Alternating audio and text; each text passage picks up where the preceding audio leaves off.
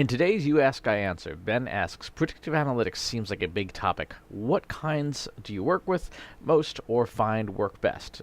It is absolutely a big topic.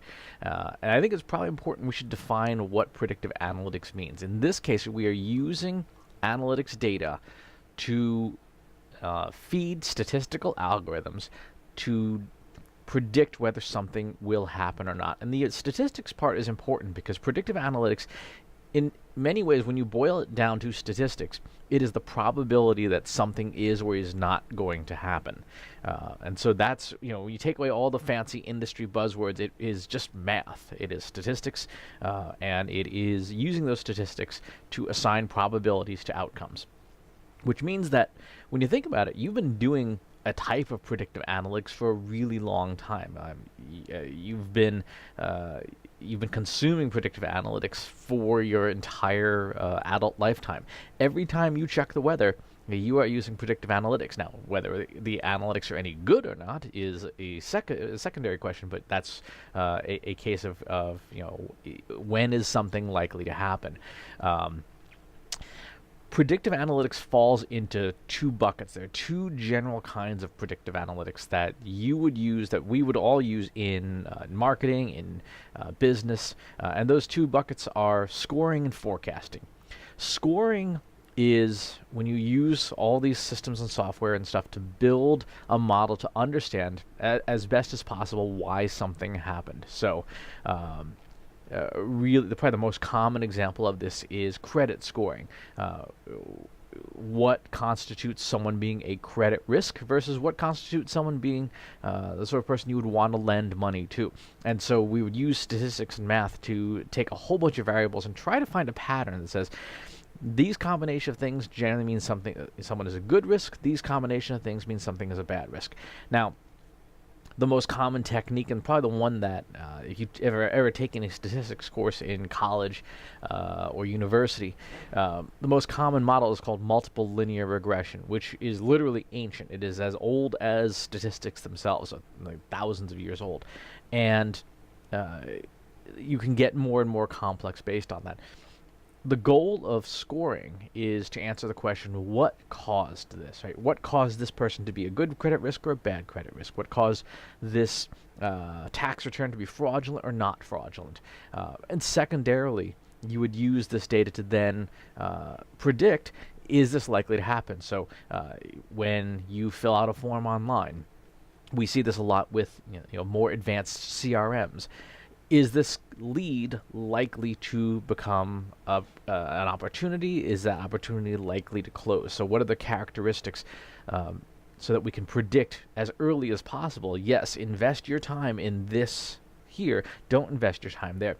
Attribution modeling is another example, and this is where predictive and descriptive kind of overlap. So if you were to go into your Google Analytics, you would try to build a descriptive model saying what drove leads, or what drove purchases, or what drove people coming to our store, and then use that as the basis for a predictive model to say, okay, if we know that emails are the driving channel, can we predict then based on that data that we should send more email or send less email or send email with different subject lines or emoji, things like that. So that's scoring. The second bucket is forecasting. When is something likely to happen? The most common model here is ARIMA. This is an algorithm, stands for Autoregressive Integrated Moving Averages, and it's from 1976. Two data scientists, George Box and I can't remember Jenkins' first name, but it's called it's literally called the Box-Jenkins approach. And probably the most well-known consumer use of forecasting is the weather forecast. Literally, when is it going to rain, and weather forecasting has certainly gotten better than it was in the old days. When I was growing up, it was literally just throwing darts at a board. Now it is substantially better. Other types of forecasting for when something is likely to happen. People have been trying to apply predictive analytics, forecasting analytics, to the stock market since the stock market came around. That is not a good application of it because there are so many hidden and interfering variables that making stock market predictions is very, very difficult. But other types of financial forecasting are certainly much more predictable. For marketers, this predicting search volume is probably one of the most common uses, and certainly one of the most effective uses, because search data is generally pretty good.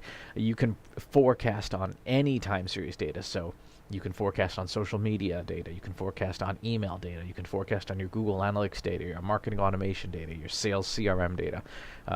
I did a project not too long ago with a casino, taking their daily slot machine revenues and forecasting that, because it's time series data, and it has some, very strong cyclicality to it. So the goal of forecasting is to answer the question, when is this likely to happen? If we know based on our scoring model what, then we use forecasting to decide when. The good news for every marketer out there is that most predictive algorithms, certainly all of the common ones, are available for free. They're built right into many open source statistical software like R, like Python, for example, and of course in commercial systems like SPSS and MATLAB and all those things. The tough part about predictive analytics is not the concepts, it's just the application of the concepts. Once you get trained up on all the different ways to do both scoring and forecasting, then the next step is to learn how to decide what models work best. And almost every form of algorithm has some sort of either error rate or error checking rate, or some sort of probability indicator that tells you how reliable the model is.